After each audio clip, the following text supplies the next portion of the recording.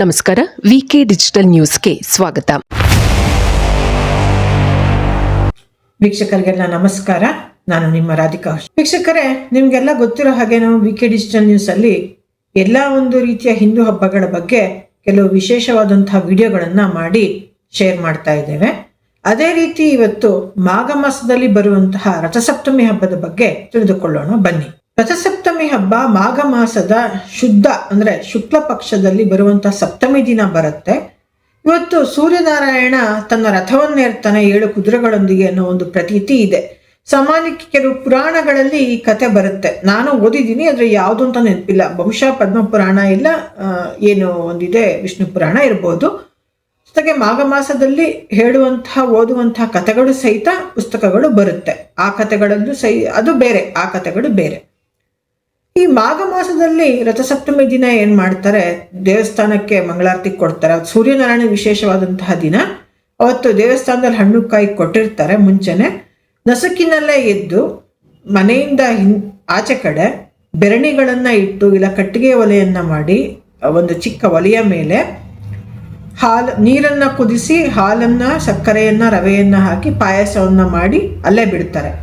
ಜೊತೆಯಲ್ಲಿ ಸೂರ್ಯನಾರಾಯಣನ ಒಂದು ರಥವನ್ನೇರುತ್ತಿರುವಂತಹ 7 ಕುದುರೆಗಳ ಸಮೇತ ರಥವನ್ನೇರುತ್ತಿರುವಂತಹ ಒಂದು ರಂಗೋಲಿ, ಅಂಗಡಿ ರಂಗೋಲಿ, ಕೊಳದ ರಂಗೋಲಿ ಹಾಕ್ತಾರೆ.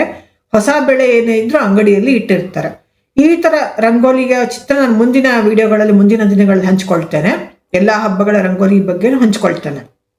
ಈ ತರ ಒಂದು ಏನ್ ಮಾಡ್ತಾರೆ, ನೈವೇದ್ಯವನ್ನ ಮನೆಯಿಂದ ಆಚೆ ಕಡೆ ಪ್ರಿಪೇರ್ ಮಾಡ್ತಾರೆ.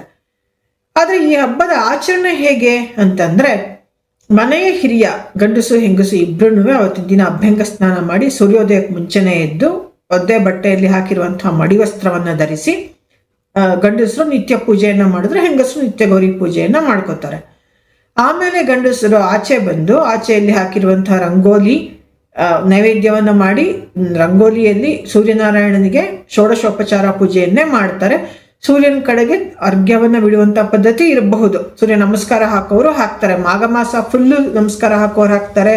ಭಾನುವಾರಗಳನ್ನು ಸೂರ್ಯ ನಮಸ್ಕಾರ ಹಾಕೋರು ಹಾಕ್ತಾರೆ. ನಮಸ್ಕಾರ ಅಂದ್ರೆ ಸೂರ್ಯ ನಮಸ್ಕಾರ ಯೋಗದಲ್ಲಿ ಏನಿದೆ ಅದೇನೆ.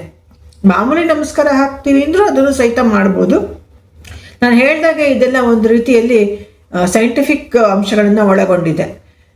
ಜೊತೆಯಲ್ಲಿ ಅವತ್ತು ಏನ್ ಮಾಡ್ತಾರೆ, ಗಂಡಸರು ಮನೆಯಿಂದ ಆಚೆ ಬಂದು ಸೂರ್ಯನ ರಥಕ್ಕೆ ಷೋಡಶೋಪಚಾರ ಪೂಜೆ ಮಾಡಿ ಸೂರ್ಯ ನಮಸ್ಕಾರಕ್ಕೆ ಸೂರ್ಯನಿಗೆ ಅರ್ಘ್ಯ ಕೊಟ್ಟು ಮಾಡಿರುವಂತಹ ರವೆ ಪಾಯಸವನ್ನ ಸೂರ್ಯನಿಗೆ ನೈವೇದ್ಯವನ್ನಾಗಿ ತೋರಿಸಿ ಅಲ್ಲೇ ಬಿಡ್ತಾರೆ. ಬಹುಶಃ ಅದನ್ನ ಮನೆಗೆ ತರಲ್ಲ ಅಂತ ಕಾಣುತ್ತೆ ಅಂತ ನಮ್ಮ ತಾಯಿಯವ್ರು ಹೇಳ್ತಾ ಇದ್ರು. ಕೆಲವರು ಮನೆಗಳಲ್ಲಿ ತಂದು ನೈವೇದ್ಯವಾಗಿ ಸ್ವೀಕರಿಸಿ ಎಲ್ಲರಿಗೂ ಕೊಡುವಂತಹ ಹಂಚುವಂತಹ ಪದ್ಧತಿ ಇದ್ರೂ ಇರಬಹುದು.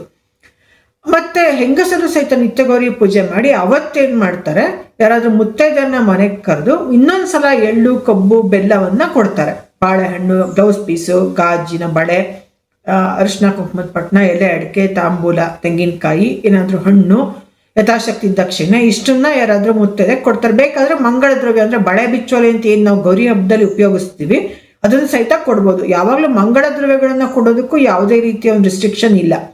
ಈ ರೀತಿಯಾಗಿ ಅವ್ರು ಏನ್ ಮಾಡ್ತಾರೆ, ರಥಸಪ್ತಮಿ ದಿನ ಮುತ್ತೈದೆಯರಿಗೆ ಕೊಡ್ತಾರೆ. ಸೂರ್ಯನಿಗೋಸ್ಕರ ಏನ್ ಮಾಡ್ತಾರೆ, ಮನೆಯಿಂದ ಆಚೆ ಕಡೆ ಪೂಜೆಯನ್ನ ಮಾಡಿ ಅವನಿಗೆ ನೈವೇದ್ಯವನ್ನ ತೋರಿಸಿ ಆಮೇಲೆ ಎಲ್ಲರೂ ಏನು ನೈವೇದ್ಯವನ್ನ ಭುಜಿಸುವಂತ ಸಂಪ್ರದಾಯ ಇದೆ.